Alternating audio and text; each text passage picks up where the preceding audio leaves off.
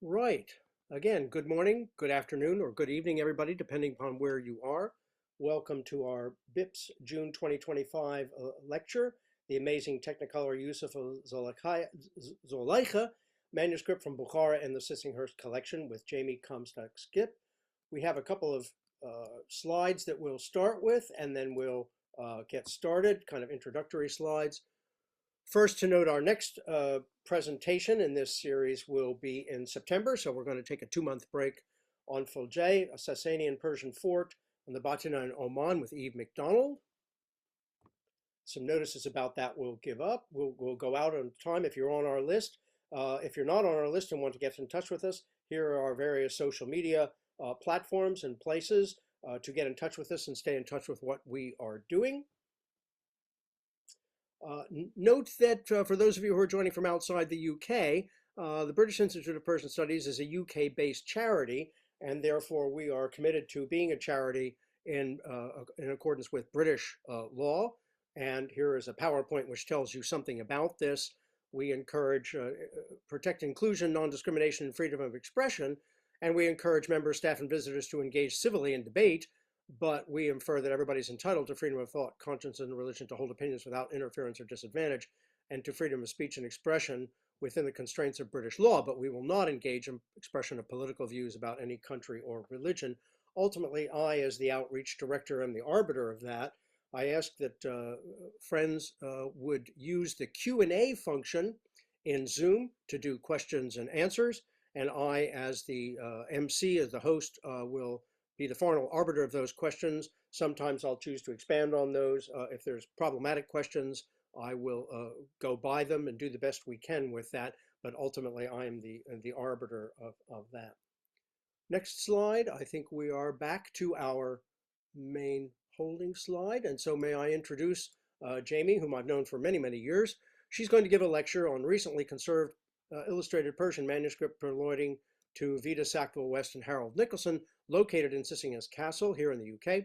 It's a copy of Yusuf and Zulaykha, a mystical love story composed by the poet Jami, made in Bukhara, which is in present-day Uzbekistan, in the early 1570s. The manuscript is connected to an extraordinary period of commercial productivity in the absence of royal patronage and is connected to spiritual and economic networks spanning Central and South Asia.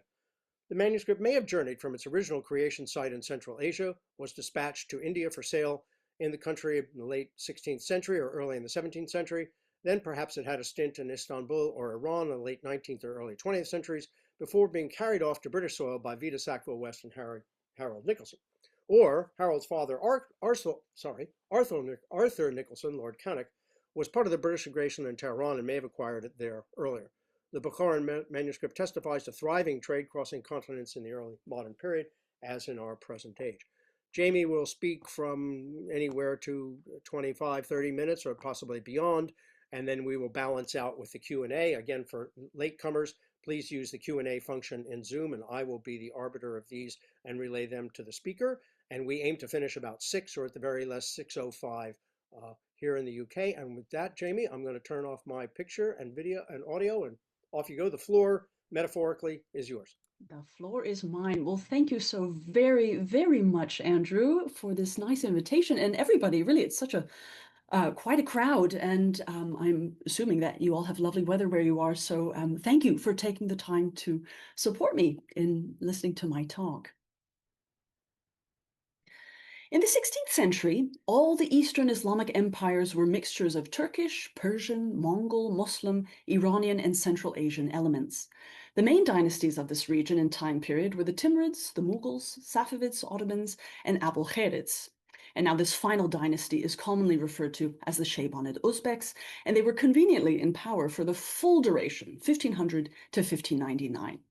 It was they who forced the Timurids out of Transoxiana, meaning Central Asia, and made these princes begrudgingly relocate in India, where they became the Mughals. Based in Bukhara and Samarkand, the Abulkharids presided over a strategic region in terms of geographic and economic importance. For this reason, during the century in which they ruled, the Abulkharids were the only political power, localized to Central Asia, who produced illustrated manuscripts. All the contemporaneous Turco-Persianate dynasties dominating the 16th century, such as the Abulkharids, Ottomans, Safavids, Mughals I mentioned, revered and reinterpreted the earlier Timurid decorative repertoire and artistic traditions that had created standards of high culture in the previous 15th century. And yet, the Abulkharids are overwhelmingly overlooked in examinations of cultural forms and artistic productions from the Eastern Islamic sphere. So to demonstrate this, how many of you have heard of the Ottomans, the Mughals, the Timurids, and yet how little of you have heard of the Abulkharids? I rest my case. The earliest Abulkharid military leader with tangible political power was Muhammad Shaybani Khan, and we see him here on the right. The dynasty he helped launch credited his grandfather, Abulkhair Khan, seated here on the left. Muhammad Shaybani secured control over eastern Iran, a region called Khorasan, with Herat as its political center. Shaybani Khan presided over Khorasan and much of Central Asia for a decade between 1500 and 1510, before he was killed by the Iranian Safavid ruler Shah Ismail, here in gold robes, seated on a red and white striped horse. So this marked a momentous shift in the region, and indeed it explains our present age, in that Central Asia and Iran were henceforth to be divided on geopolitical and religious lines. Iran would champion a Shiite Islamic identity, and Central Asia maintained its Sunni majority. However, the Persian language would dominate both regions in the early modern period before Turkic variants would take hold in Central Asia. Following Shaybani Khan's death, Samarkand was the political capital. Bukhara would become the unofficial seat of whoever was the most powerful Abulkharid leader in terms of culture and military prowess. So this began in the 1530s. It would also be the major Abulkharid center of manuscript production, and I will discuss this in much more detail. So this dispersed and shared power structure would shift in the mid-16th century to be concentrated in the hands of Abdullah bin Iskandar Khan, who was the longest reigning ruler, and he arrived in Bukhara in 1557 with the intention to head the broader Abulkharid state from that base. This triggered a power struggle in Transoxiana for the next 25 years. During the same duration of political struggles, Abdullah was the chief Abulkharid patron of illustrated manuscripts produced in Bukhara. So from an economic perspective, Abdullah Khan's royal manuscript commissions, and his examples surround him here, these point to a well-run workshop and access to resources to produce so many manuscripts in such a short a period of time. The scholar Karen Rudans writes, quote, "With his policy of centralization and permanent warfaring, Abdullah had stripped other members of his house of the resources to patronize book arts effectively." End quote. He was the dominant client to serve in the 1560s. However, later in that decade, Abdullah no longer needed manuscripts to legitimate his rulership and ceased patronizing them. So by the time he lost interest in manuscripts, he had eliminated the rival claimants in the civil war that lasted until 1579. That year, with the aid of elites leading the Naqshbandi Sufi order, so thus giving him religious legitimacy in addition to military and political control, he finally defeated his main rival and seized full control of Samarkand and Bukhara. And we're going to encounter Naqshbandi Sufism later in my talk. I want to discuss the Bukhara workshop, the Bukharan Kitabkhane, or site of manuscript production. And this operated as a site of commercial production of illustrated manuscripts for local elites. And these came on the heels of Abdullah Khan's loss of interest. So these were made to export to India or remain within Central Asia. So across the 1570s and 80s, this workshop churned out a magnitude of illustrated titles by the poet named Jami. In particular, isolated copies of his Yusuf and Zulaykha work. I have identified the manuscript in the Sissinghurst collection to be one of these. So having become acquainted with Abulkharid politics and key figures, I will focus on this singular object, first exploring the unique role of the story of Yusuf and Zulaykha, which played an important role in the Islamic world at large, and the specific version retold in the Sissinghurst manuscript. I will then elucidate the connections to Naqshbandi Sufi tenets that allow its more carnal and romantic erotic elements to be read as spiritual mysticism. Following this discussion, I will explain how the Sissinghurst manuscript connects to other copies produced under similar conditions. I will then close with an examination of the economic circumstances of the book's assumed journey, from original creation in Bukhara in the 1570s, then its dispatch to India for purchase in the country across the 17th through the 19th centuries. I then propose the manuscript may have spent a later stint in Iran up to the 19th and early 20th centuries before being carried off to British soil, either by Vita, Sackville-West and Harold Nicolson on the one hand, when the couple traveled widely across Persia in the 1920s and 30s. There was a letter to Vita written by the chargé d'affaires of the brand new Pahlavi dynasty in Iran, which is seen here on the lower left, and it actually addresses border commands and customs departments to facilitate their travel in the country. So on the one hand, they may have brought this manuscript back to Britain, but on the other, it may have arrived earlier when it was in the possession of Harold's father, Arthur Nicolson, and he had the title of Lord Carnock, who was part of the British Legation. So a legation is a diplomatic mission ranking below an embassy. So he was stationed in Tehran in the late 19th century. So if this object was not purchased in India, or Iran, it may have been acquired in Constantinople by Harold, who was a politician, a writer, and a diplomat. Shortly after he and Vita had married, the two lived in Istanbul between 1913 and 1914 when Harold worked at the British Embassy. So across the 19th century, up to the Second World War, there was a thriving trade and interest in illustrated manuscripts, and Islamicate, Turco-Persianate manuscripts in particular. So this Bukharan manuscript really testifies to a thriving trade in terms of private collections and auctions that is true actually in the 16th and 17th centuries as in our present age. So now then, a dramatic pause. Much of my talk will dwell on the original period of the manuscript's production in the latter part of the 16th century. But here I invite you to think about books as objects. How many here can visualize a zoom screen background? More often than not, presenters aggrandize themselves in front of bookcases on which rest numerous tomes, so as to testify to the speaker's erudition and learned and authoritative character. In other words, book ownership is a proclamation of one's intelligence. Turning to the pre-modern manuscripts, rulers and elites commissioned such works to declare the same, even those with pictures. And so here we see Mughal and Ottoman patrons, emperors, sultans accepting books. The artisans making these objects serve to establish a royal patron's legitimacy to lead through the materials, the styles, and the subjects of the produced or added onto works. But what about objects made in the absence of royal patronage? As I mentioned, in the mid-1560s, the Abulkhated ruler Abdullah Khan in Bukhara completely lost interest in manuscripts. His attention instead turned to expanding the geographic limits of his domain as opposed to lining his personal bookshelves. Moreover, domestic political tensions, foreign military campaigns, and massive public building projects competed for his attention. What this means is that artisans were liberated to serve other elite bibliophiles and look elsewhere to sell their products. Neither the Sissinghurst manuscript and other copies made under the same circumstances carry dedications or specific patrons.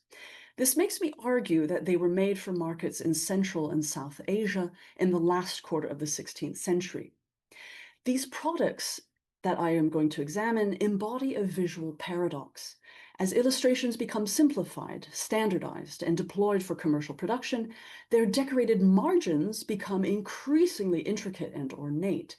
Some of the most complex and refined marginal adornment were produced or added to flank the central paintings in manuscripts at this time. And we're going to return to this particular one later. But let's talk a little bit about the story contained within the pages of the Sissinghurst manuscript. You're all more familiar with it than you might realize. Andrew Lloyd Webber's musical Joseph and the Amazing Technicolor Dreamcoat is based on the character from the Bible's book of Genesis, but the story is important in both the biblical and the Quranic traditions. There is fatherly favoritism of the youngest son Joseph, or Yusuf in Islam. There are jealous brothers, a murder attempt by throwing him down a well, Joseph's enslavement in Egypt, seduction by Pharaoh's wife, Mrs. Potiphar, Joseph chastely spurning her advances, then restoring his reputation through interpreting Pharaoh's dreams. It is a story of universal appeal, but was taken up and embellished by poets writing in Persian and Turkish in the medieval and pre-modern periods. Yusuf in the Islamic world is a symbol of virtue and wisdom in spiritual literature. He symbolizes beauty and is admired as one strongly committed to God in the face of adversity. He often sports two long black braids hanging on either side of his beardless face, or he wears a turban, but there is always a flamed halo heralding his prophethood. Specific to Sufi commentaries deriving deeper meanings from narratives, the theme of transcendent love runs throughout. Zulaykha, Pharaoh's wife, evolves from a temptress to a lover, and human love gives way to the divine. Yusuf features in the oeuvre of several Persian poets, such as the two titans of Persian poetry, Sa'di and Hafez, as well as a few others. The Yusuf and Zulaykha tale is thus a story widely known and often retold. Based on extant manuscripts today, it is Jami's version of the tale that is by far the most reproduced and disseminated.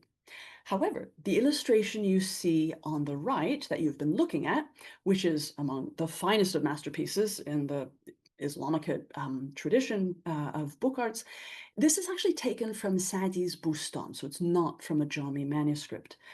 And it depicts the love-struck Zulaykha chasing Yusuf through MC Escher-like stairwells and corridors of her palace.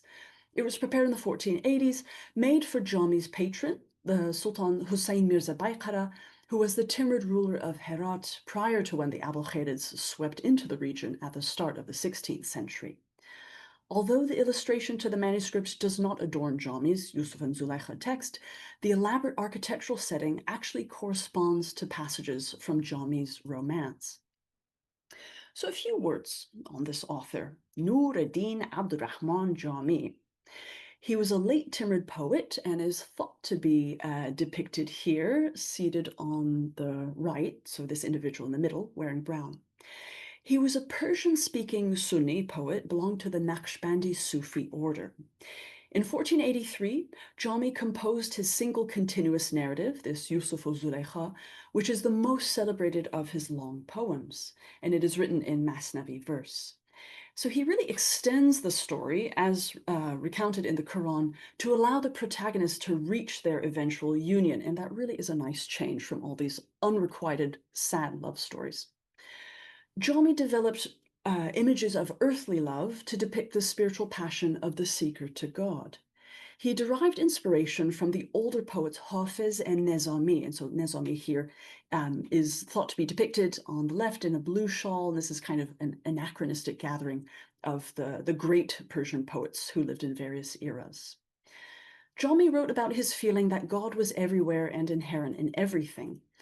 So besides the metaphysical, Jami also offered practical, almost Jedi-like musings and advice on conduct. Jami's Yusuf and Zulaykha tale is between scripture and romance. It is in essence a Naqshbandi Sufi manual in verse. Jami himself is known to have indulged in the ecstatic circular motion, the sama, accompanied by music and song, and was even stimulated by his own composition from his romantic Masnavi Yusuf and Zulaykha poem. And so some of you will recognize this famous movement of a whirling dervish, and I actually photographed the late Ottoman wall panel painting on the left, which actually adorns the stairwells in the Sissinghurst tower, which leads to Vita's office. But going back to Jami, he was a mentor and a friend of the equally renowned Turkic poet Alisher Navai, who was the Grand Vizier of Herat and perhaps might be rendered here in green robes. In the Timurid court, Jami held an important position, was influential in politics, economics, philosophy, and religious life for the last 15 years of his own existence. He and the governing Sultan Hussein and the Vizier Navoi constituted a religious, military, and administrative triumvirate governing Khorasan. When Jami died in 1492, he was the most renowned writer in the Persian-speaking world, receiving appreciation and payment for his works from courts in India and Istanbul. But please notice how Iran is conspicuously absent, and I'm going to come back to this point soon. Jami produced virtually no verse that was not in some sense Sufi, and he had a prominent role within the Naqshbandi order of Sufi Islam. And so although his primary sphere of influence and activity was in Timurid Herat, his poetry diffused both during and after his lifetime. His works had an even more impactful afterlife in Abulkhated Bukhara, half a century after his death. And so it's significant that several Abulkhated rulers really patronized his works, even though he kind of glorifies paupers and poverty as opposed to courtly splendor. So the preponderance of illustrated Abulkhated manuscripts across the 16th century are by Jami, by this author. Jami's Divan, or a collection of poems, was read aloud in courts in Tashkent, Samarkand, and Bukhara. Most, if not all, of the political and spiritual heads of the Abulkhated state and later Central Asian dynasties had received education from Naqshbandi masters and also themselves emulated mystical poetry in Turkish and Persian. Jami's subject matter really explicates Naqshbandi tenets, and his works, along with those of his friend Navoi, attracted fellow Naqshbandi patrons and readers of manuscripts within Transoxiana. So, turning to Iran. In contrast, Jami did not find as receptive an audience in the Safavid sphere. Upon the initial Safavid conquest of Herat in 1510, the Iranian troops are reported to have set fire to Jami's tomb. Shah Ismail Safavi ordered that wherever Jami's name was written in a book, and so this is, the Persian form of spelling Jami with the dot below the letter Jim, Shah Ismail decreed that the dot should be erased and placed above it, so that it reads Khami, which means the crude, the jejun. But this Safavid antipathy to Jami was actually short-lived, and royals later in the 16th century commissioned manuscripts of his poetry, and I need to point to this masterful copy of the freer Jami, located today in Washington, D.C., and even Shah Ismail's own granddaughter commissioned new verses of Jami's work in the similar style, and this work actually is commissioned by her cousin in Mashhad in the 1550s and 60s. So, in sum, illustrated Jami manuscripts were made across the Persian-speaking world, and you see this in the various centers here, Tabriz, Shiraz, Herat, Bukhara. But they were really concentrated in Khorasan and Bukhara. Perhaps this is because of their proximity to Jami's own world in Khorasan, in Herat. And so I can assert that while the Persian poet Nezami held sway in the Safavid realm, it really is Jami's versions of protagonists that are redeployed in 16th century Central Asian manuscripts. So scholars of manuscripts of other dynasties, Timurid and Safavid, have remarked that the significance of Jami titles made at significant points during administrations were when Sufi kings were holding power. So these are, rulers who they might not have led a very ascetic lifestyle, but they definitely, patronized Sufi lodges. Let's see. Within Central Asia, the Shahname's glorification of royalty and battles was really not in vogue. So this is maybe due to changes in social hierarchies or changes in spirituality that lauded beggars and holy men and paupers. So the depictions of kings and their status as commoners, or those in tune with the needs of the hoi polloi, this is reflected in paintings in the late Timurid period, and so this tradition seems to be carried on by the succeeding Abulkhated dynasty. To me, it makes complete sense that later Yusuf and Zulaykha manuscripts would be done for commercial purposes as opposed to courtly, as this further blurs the distinction between high and low, courtly and common. Whereas earlier, an illustrated work of poetry was the right of royals, by the 1570s, you too could own a commercially produced copy if you had the means. To reiterate, of all the Abul-Kharid illustrated manuscripts, Jami's Yusuf and Zulaykha mystical love story is the most produced, and it is separated out and recopied as a standalone manuscript. So let's proceed chronologically and look at the copies that I've collated that were made in the second half of the 16th century. The bulk were done in what I claim were the 1570s. And this will help situate and contextualize the Sissinghurst manuscript in the trajectory of these mostly non-courtly productions. I delineate the first period of production to be those made prior to Abdullah Khan's rise later in the 1550s. So we see here that there are a few Yusuf and Zulaykha texts written out in earlier decades, but perhaps, they're written out earlier in the late Timurid period, but the illustrations are added, decades later when the Abul-Kharids were in control. So ignoring their illustrations for now, we have some dated examples with some illustrations. This is to show you just the type of style that I identify in these early productions of the first period. Let's see, the copy in the New York Public Library, I think I have an image of that here. Whoops, no, I don't. But we see that copies are actually, these earlier manuscripts become very hot commodities and are actually gifted to the Mughals later in the 16th century. So it seems like these earlier works are in higher demand or sold to, the highest bidder and reserved for the royals.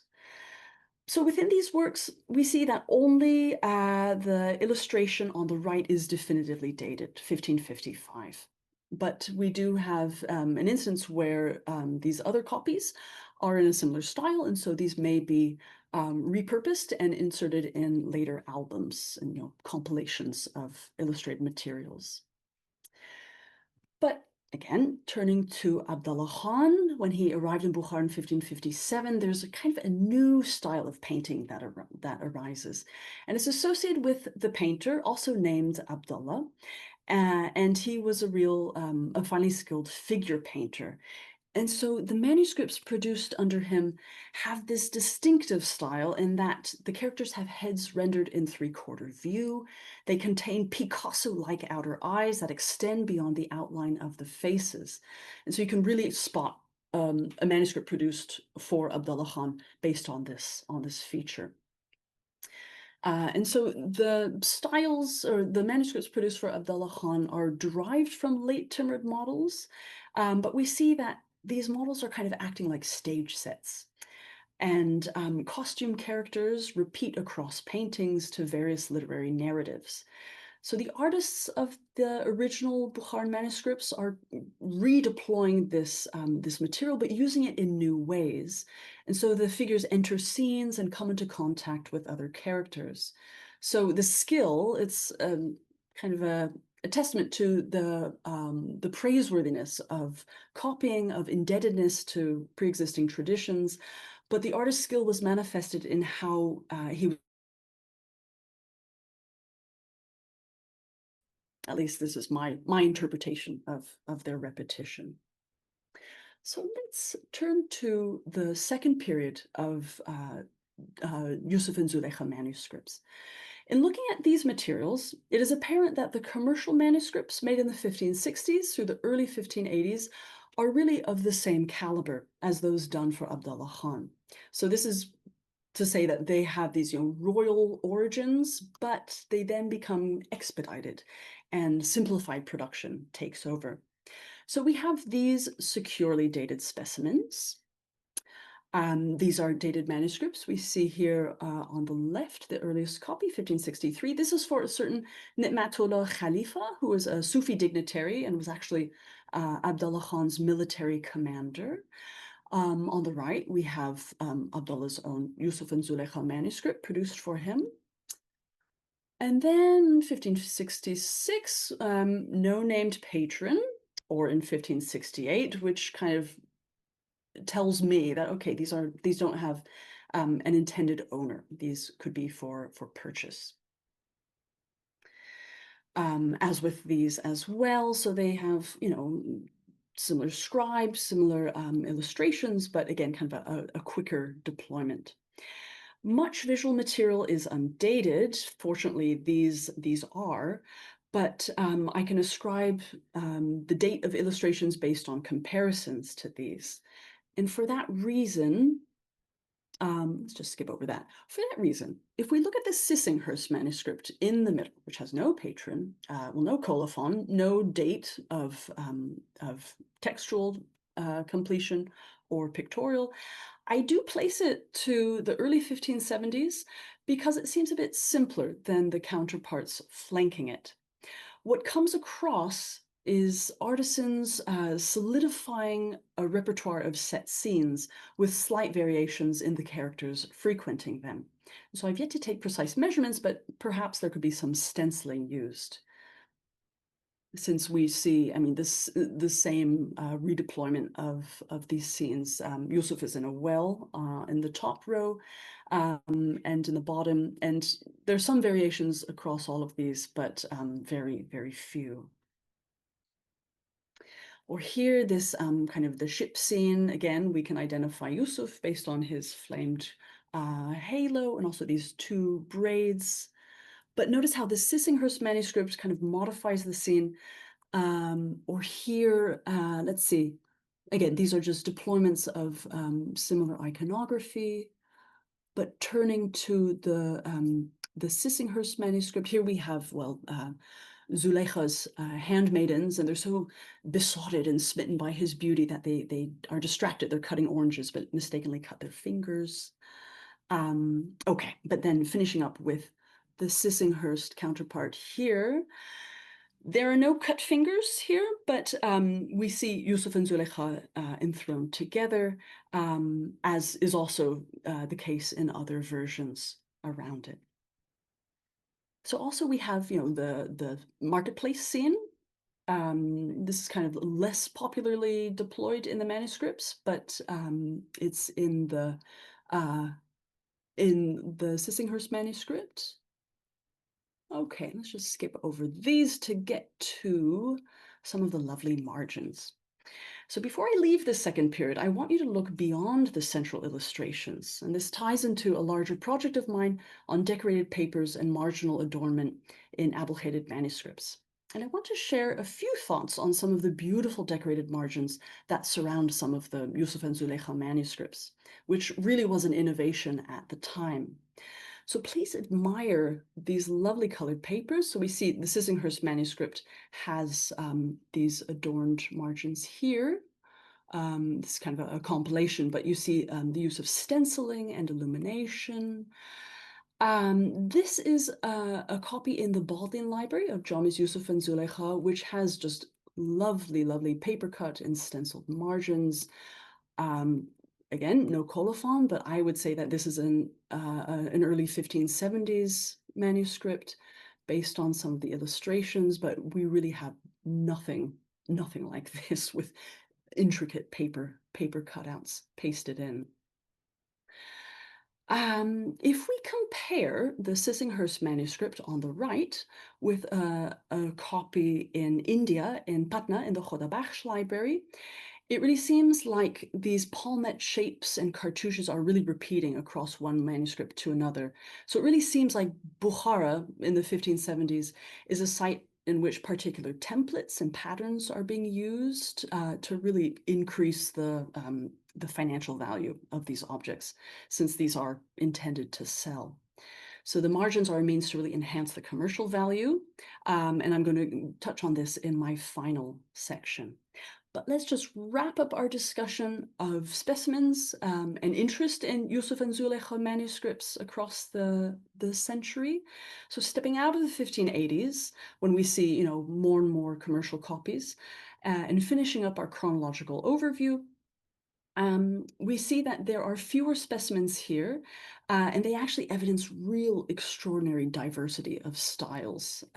This one, again, an earlier dated text, earlier written out, but the illustrations are in an intriguing style. This is in the British Library.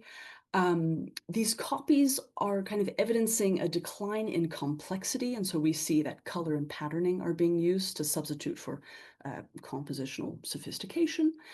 But it really is admirable, I will say, how there is a desire to include illustrations in these texts. I mean, these don't have to have pictures, but they do have pictures.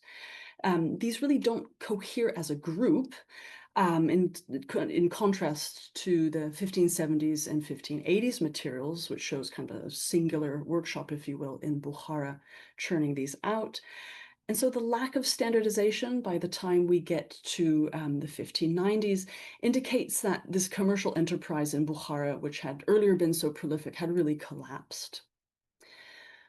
So we really need to go onwards to India to wrap up our discussion. And so what I hope is obvious to all of you is how artisans remaining in Bukhara during the final 3 decades of Abulkhedid power really had to make manuscripts that would appeal to a broader audience than before. So they had to make them attractive to residents not only in Transoxiana, but to Khorasan, residents in India, really anybody who had the funds to pay for these. And so for this reason, compositions within the illustrations were redeployed, again, to expedite production. Margins with stenciled colored papers enhanced their aesthetic and financial value. So the why of these manuscripts having been answered, we now come to the where and when they were originally sold. So I usher you into my final section and transport you to India, as the rich Mughal and Deccan courts in the north and south of the subcontinent really offered competitive employment for Bukharan artisans as well as merchants, and this includes book traders. And so all these individuals would have sought better opportunities there. So you see here a note on the top. This is from a library in India warning about the loose worm-eaten folios. So sometimes if you get little holes in the margins of manuscripts, you can deduce, this may have sat on a shelf in India. The majority of the manuscripts we have seen bear traces of having spent time in India. In addition to the little wormholes, a few are still there in collections, and several surely left by various ways to enter the UK, likely by colonial means. And this is evidenced here in these 2 paintings of seated British administrators served by standing attendants. The Yusuf and Zulaykha manuscript in the London Mas'udi collection has a note that it entered the Mughal Emperor Shah Jahan's library on the day of his accession. So this is in 1628. So prior to this, there's another note that declares it was in a nobleman's collection. So it somehow made its way to India to be sold or to then be presented to the emperor. The same is true of this manuscript today, located in the New York Public Library. It has a colophon that states it was copied for the son of the Mughal founder Babur, and so this is Shahzada Kamran, and the scribe Abdallah Shirazi. And so this may have been written out prior to the prince's death in 1555, or let's just say it's fraudulent. If there's any suspicion, just throw it out. There are some damaged Bukharan illustrations, but these are actually glued in and pasted in. So there have been some a publication that suggests that there were Bukharan artisans operating in the 1550s in the Mughal court, but no, I don't think this is the case at all. A few illustrations attributable to Bukhara in these manuscripts bear interventions and overpainting in India. Please note these details. So beyond the obvious features of clothing and pagri-styled Indian turbans, such as those on the left, and also some bare bosoms, faces with shading and volume are a dead giveaway that these artists were living in India and they intervened and painted over some elements of the manuscript. We see here a copy in the Fitzwilliam. This was previously owned by a certain P.C. Manock, who was a British collector. And This one in the British Library, it says perhaps bought by Budge in 1891. I haven't yet identified who this Budge is, but perhaps he's a colonial officer who brought it back. But again, we see a few little wormholes in the margins, perhaps a colonial collection to India, which suggests it had changed hands in the subcontinent. These are loose folios in the British Library. These are the Johnson albums, and the original owner of these materials, a certain Richard Johnson, who died in 1807, he lived there in India from 1770 to 1790. And like the Manuk collector, he really is responsible for, buying a lot of these materials and bringing them back to Britain. I mentioned that a few intact manuscripts remain today in collections in India. These two are in the Khudabakhsh library. But I would like to conclude what to make of the increased production of commercial Jami manuscripts in the late 16th century. We've seen, indeed, quite a lot of material. In the second half of the 16th century, Jami really functioned as a best-selling author, with his Yusuf and Zulaykha topping the list. Manuscript makers working in Bukhara appear to have cornered the market to produce these titles, and I really think that these were meant to be sold to military and religious elites across the Turco-Persianate sphere. The makers, distributors, and owners of all the works I have shown you could have easily been part of a broader Naqshbandi Sufi network spanning Central and South Asia. The late 16th century manuscripts with adorned margins in general, and Yusuf and Zulaykha in particular, were mostly standardized to make them easier to make, and freestyled and hand-drawn embellishments were also added to increase the commercial and economic value. So perhaps, though, a less Marxist interpretation might read a Naqshbandi proselytizing aim in the wide distribution of these works. We know of manuscripts made in Transoxiana and Khorasan that were available to purchase in India in the 16th and 17th centuries. Manuscripts associated with Bukhara and Samarkand in particular could compete with local productions in the subcontinent by having a prestigious connection to Transoxiana by merit of their origin.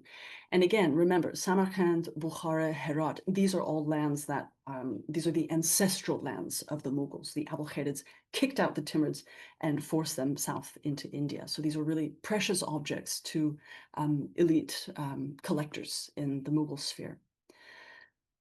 Muslims in India during the 16th and 17th centuries admired Bukhara as a center of religious learning that was supported by powerful Naqshbandi Juibarid sheikhs.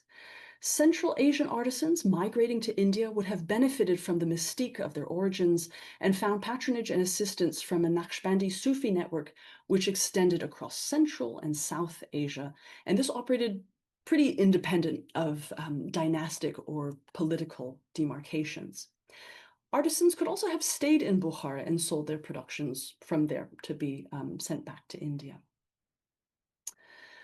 I would imagine later in the 19th and early 20th centuries, as more and more Europeans were making the grand tour and visiting Istanbul, Iran, and India, book dealers became aware how old illustrated manuscripts sold quite well.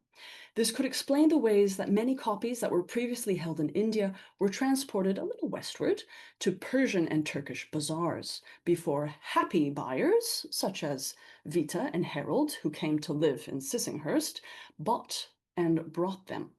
They might not have read the original pages, but admired their contents. I do wonder, though, about the original story of Yusuf and Zulaykha, of its all-encompassing love and devotion between the titular protagonists, requiring Pharaoh's forgiveness of his wife having fallen in love with another besides him. And this indeed, those of you who know, has echoes of Harold pardoning Vita's many affairs, such as with Violet Trefusis and even Virginia Woolf, to name but a few. Jami's tales also tell of travel by desert and over high seas. Vita, after all, affectionately addressed Harold as Haji, or pilgrim, in their correspondence dispatched while he was on official trips to Persia, America, Scandinavia, and Europe. There are also passages on Yusuf's wise diplomatic maneuverings to counsel the pharaoh. So collectively, these all may have resonated with the manuscript's final owners, after all, bridging the centuries and cities between its original conception and its current home in Sissinghurst Castle. Thank you very much for your attention. Jami, thank you very much. That's absolutely tremendous. I really enjoyed that. It was absolutely a tour de force. Thank you very much. We've got a few minutes left, and I already have two questions. A couple of people asked, and I should have said, so I apologize. This talk is recorded, and so it will be uploaded eventually to the BIP's sites, and you'll be able to have a look at it again. All questions should go through the Q&A, and I have two already. They do take a few minutes to actually get entered in my Q&A, so do feel free sooner rather than later to put your question in. Otherwise, it may not actually show up before we have to go. First question, who painted Abdullah ibn Iskandar Khan in yellow robes? Why is he painted stooping, and with overstretched sleeves? From the painting, he does not look very powerful. Touche, touche. So I use this, those of you who have listened to me blab and blab in other conference lectures, I strongly dislike the commonly attributed portrait of him in the British Museum. This is Abdullah Khan slicing melons. He's in pink robes with a very rotund belly, and he's like licking his lips as he, slices into, farbozé. I dislike that one because I think it's a bit, it's ridiculing, and I also think that's done by a Mughal artisan. The illustration of him in yellow robes, he's wearing, I call them the intestinal Bukharan yellow sleeves. It's the mode, it's fashion in the late Timurid period through the 16th century, these long dangling sleeves. This is also in a Mughal album, but later, I think 1620s, I can, to those who are interested, it's in the royal collection, so in Buckingham Palace, but it is part of a later Mughal album. So actually he is depicted on the right, and his son Abdul Mu'min is depicted on the left. So it's in a Mughal album of portraits of rulers. But I agree, he looks a bit deflated. But I think it's the more honest compared to the melon slicing one. All right. Second question here again, do please get your questions in sooner rather than later. They do take a few minutes to appear here on my screen. In all these manuscripts, let me see here. In all these manuscripts, have you encountered censorship of parts of miniatures, such as covering parts of the image? I noticed you referred to some female anatomy earlier, which doesn't seem to have been censored. Any particular other instances or places where you might have expected it where you didn't see it? Yeah. Right. Well, maybe not so much in the Yusuf and Zulaykha works, but generally speaking, in my trajectory, in my academic career, I've definitely seen you do see the infamous smudges in which whoever lick their thumbs to rub out a face. Perhaps they're just fanatic and zealot, in my opinion, because Islam. Well, we don't have to talk about aniconism and the depiction of the figure in Islamic art, but perhaps this offended some sensibilities. We don't know when, but yeah, faces are sometimes smudged out, or you get an X or a line through the neck of the painted figures as if to kill them, decapitate them, so they're ritually not living, so it's okay to have them featured. In the case of the female bosoms, I argue that this is an indication that this is overpainting in India. Really seems like in the Mughal sphere, there's no problem with having the Rajput princesses with bared midriffs, lovely fashions, just wonderful, wonderful garments, bearing a bunch of skin, and this is perfectly fine to whoever is reading this in the early modern period. Okay. I have a lot of people who are saying absolutely terrific. Thank you so very much. But I'll skip to the questions because we're a little pressed for time. Do you sense a transition from abstraction to more realistic representation of people in these miniatures? Well, given that my expertise is, abulcated arts of the book, it kind of, that's a loaded question. You don't often see volume in abulcated arts of the book, as you do see, for example, with later Safavid, Zand, Afsharid, Qajar works. or the Mughals. I mean, my goodness, so you have like Akbar period manuscripts that are a bit less volumetric, if you will, and then you have the Jahangiri, Shah Jahan, that has a real attentiveness to detail and individual portraiture even. I just say, I mean, I like that all my stuff, Bukharan majority production, they're all lovely and flat and colorful and very rich pigments. Maybe not the best quality later in the century, but lovely to look at nonetheless. Okay, another question. Could you clarify a bit about who you speculate plays the key role in the distribution of these works? You mentioned Naqshbandi proselytization. Do you think everyday members or leaders of these shrines were intentionally shipping or carrying them to India? Or was it more that the spread of Sufism cultivated a taste for manuscripts with such themes? That is a very good question. My good, can I have a copy of these, by the way? Can we copy and paste some of Go these? back the other way, and they're complimenting you. You could compliment them. Yes, you could. Right. Yeah. Wonderful comment. Whoever made that. I wasn't around in the 1590s. I don't know what was going on. We do have very strong connections, though, between Central Asia and South Asia with the fall of the Abulkhirids. So the subsequent dynasty, the Tughay Timurids or the Ashtarkhanids, Jonids, they actually employ Juibad or Naqshbandi sheikhs, if you will. So they originate in Bukhara. They are used as emissaries and they're diplomats to India, to the Mughal and the Deccan courts. In a way, this is because there's this element of commonality of the same spiritual inclination, this prestigious connection to Bukhara, which is prestigious, but also connected to somewhat to the Timurid sphere. But I do wonder who would be transporting these. There will be a workshop in Oxford next spring that I'm helping to organize. It's called Persianate Peregrinations. It's looking at movements of pedagogues, plenipotentiaries, poets, painters, and there's another P in there. But I just envision all this traffic going back and forth and just different individuals, whether it's for religious, economic, or political purposes, easily just loading up a caravan of manuscripts to either give to esteemed Mughal rulers and leaders, or frankly to sell in the market. But I don't know. I wish I did. Okay. Your main story seems analogous to the Shiraz manuscripts prepared for the Ottoman market. Mm. Lale Uluç's work, yeah, in a way, yes. I wouldn't call mine, though, meant for elite consumption or meant to be, given as gifts on a lavish level. But yeah, comparable, definitely. Okay, just a comment, Jamie, you'll be delighted to know that the spray painted stenciled margins with colored paper, onlay cartouches you showed in the Sissinghurst manuscript, appear identical to several folios. I apologize, my little bit of a cold here.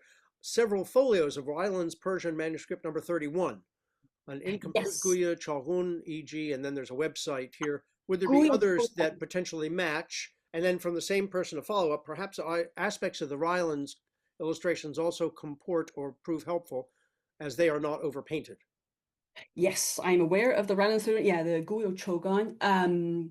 Yes, and I have spotted that similarity. So this is when I'm in touch with Ilse Struckenbaum, who's doing a larger project on illuminated or decorated margins, adorned margins. I need to edit and write my paper for her collected volume on this very topic.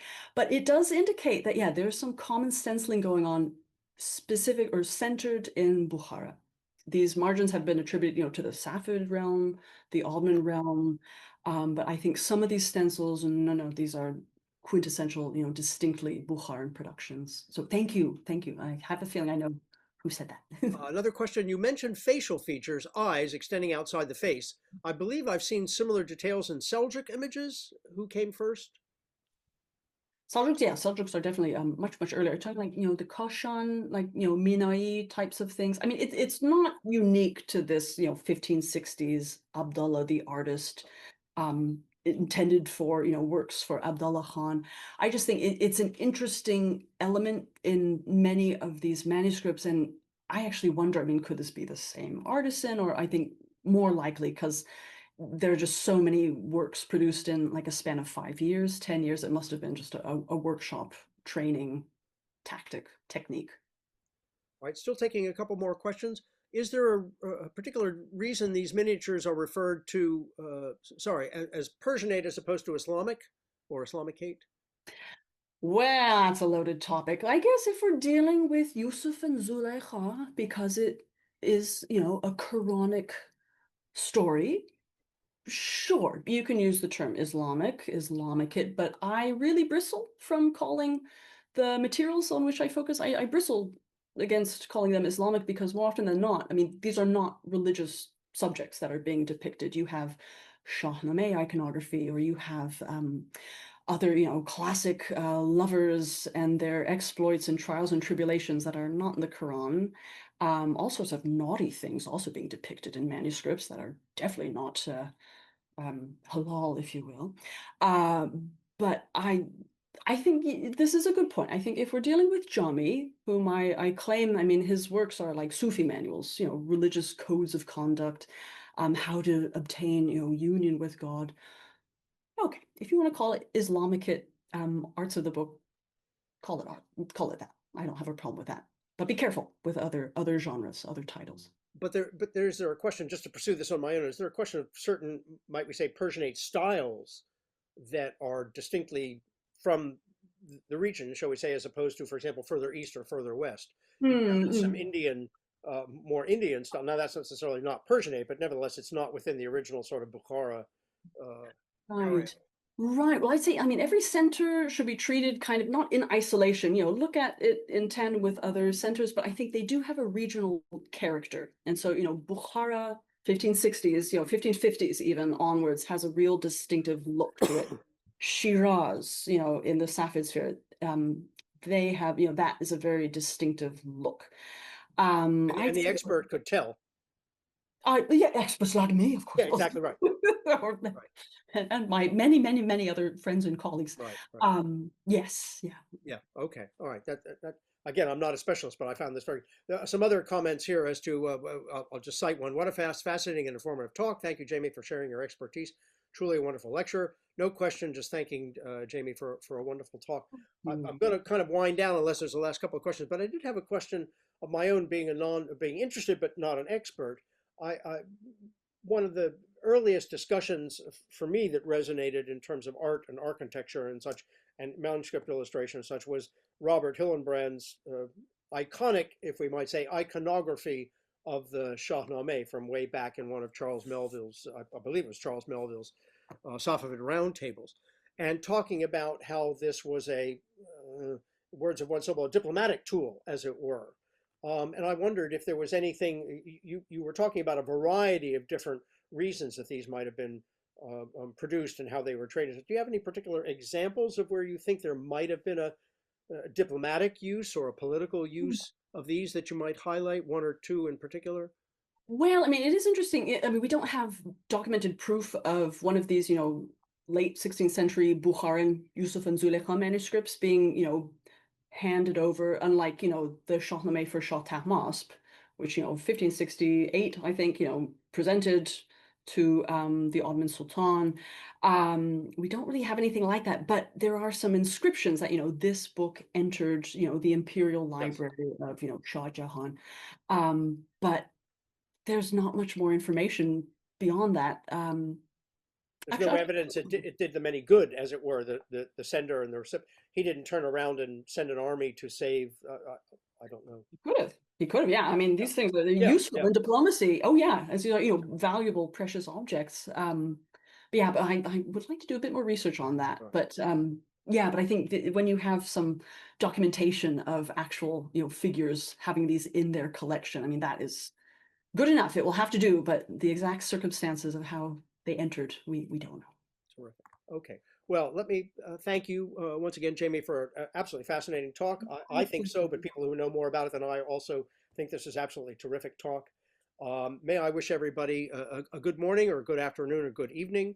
To tell you that we are off for 2 months, but as noted at the very beginning, Eve McDonald will be giving us a webinar in September. And if you are on our mailing lists, look out for that one. If you're not on our mailing list and want to join, again, behind me is a screenshot of all the various ways with which you can keep in contact with the British Institute of Persian Studies.